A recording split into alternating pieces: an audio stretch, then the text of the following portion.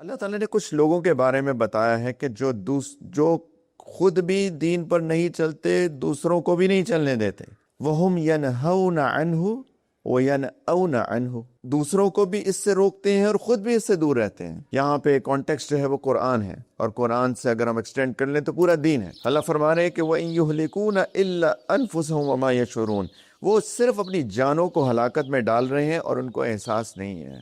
یعنی خود بھی نہ چل کے اور دوسروں کو بھی روک کر وہ اپنی جانوں کو ہلاکت میں ڈال رہے ہیں۔ دیکھیں ایسے لوگ کہ نہ خود چلتے ہیں نہ دوسروں کو چلنے دیتے ہیں، کہاں دیکھیں؟ میں تو تھوڑی سی شکایت کرتا ہوں، ہمارے ساتھ لوگ پڑھتے ہیں ماشاءاللہ، دین کا علم، عالمہ بھی بنتی ہیں، عالمات بھی بنتی ہیں، عالم بھی بنتے ہیں، بچیاں بھی آتی ہیں نوجوان 18 19 20 21 سال کی۔ یہ بچیاں جب پڑھ جاتی ہیں نا 5 سال، ان کے والدین جنہوں نے ان کو بھیجا ہوتا ہے پڑھنے، وہ والدین بھی ان کو دین پہ نہیں چلنے دیتے۔ میری تو شکایت ان سے سب سے زیادہ ہے۔ یعنی والد چاہتا ہے میری بیٹی میرا بیٹا دین پڑھے، لیکن جب وہ دین پڑھ کے عمل کرنے لگتے ہیں تو ان کو روک دیتے ہیں، نہیں تم اپنے کزن سے پردہ نہیں کر سکتی۔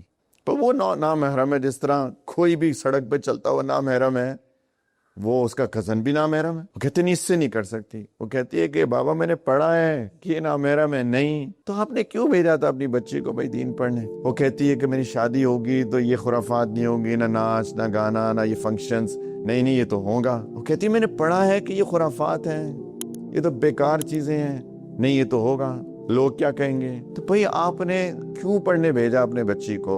اب وہ عمل کرنا چاہتی ہے تو آپ روک رہے ہیں اس کو۔